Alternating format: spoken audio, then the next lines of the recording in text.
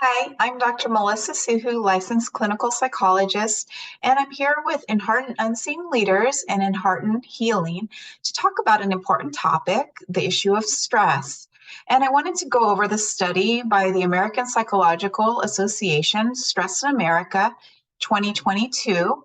And this was a study that was done in the past year, and it was based upon survey results from 3,200 adult Americans across the US. And surprisingly, stress about money and finances was reported to be the highest that it's been since 2015 among the respondents. Basically, more than 60% of Americans in the study said that money was a significant concern for them.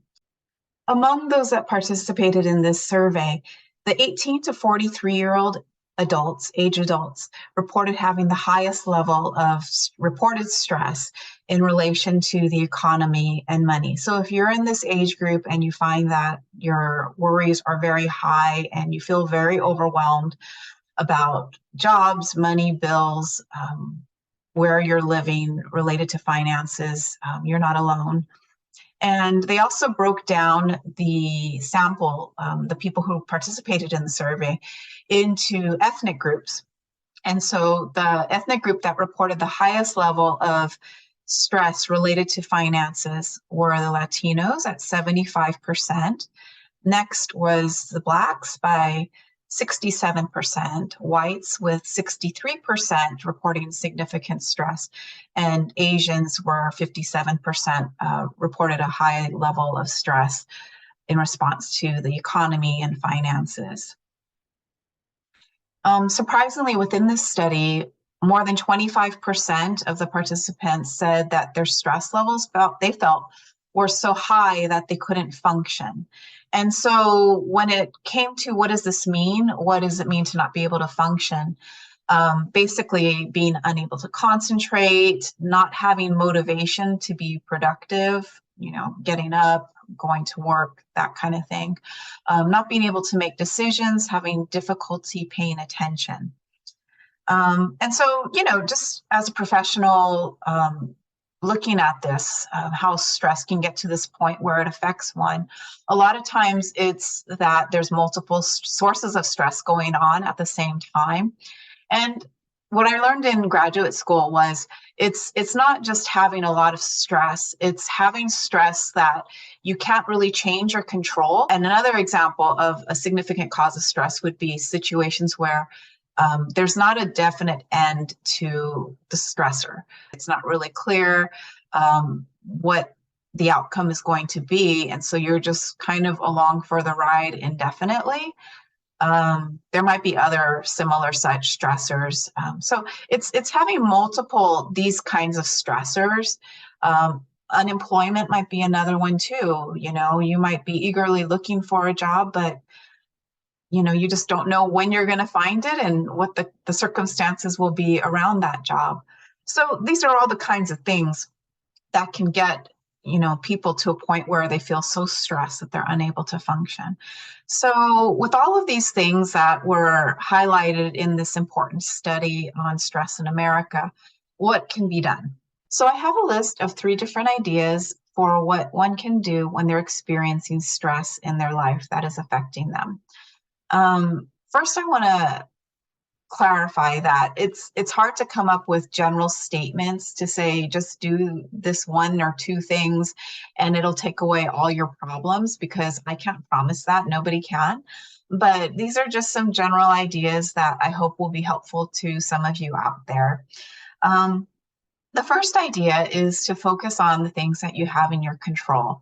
And so this is in a general sense, and it may be that the thing that's bothering you, the source of your stress, is not something remotely in your control.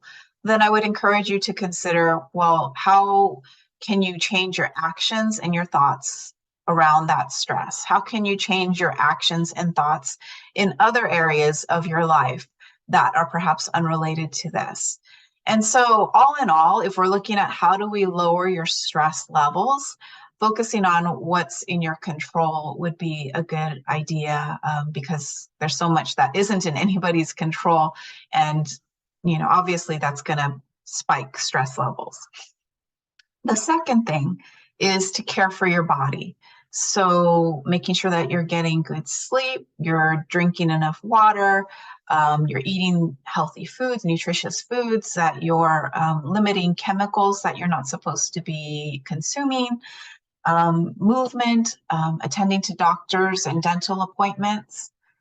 And the last thing that I would recommend for managing stress is to consider what are the things that are most important to you? What are your values? What are your goals?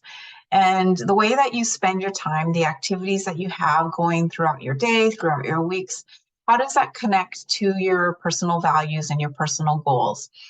A lot of times when there's a certain level of stress or anxiety or even sadness, depression in one's life, it's because they find that the ways that they're spending their time is not connecting up with the things that are most important to them.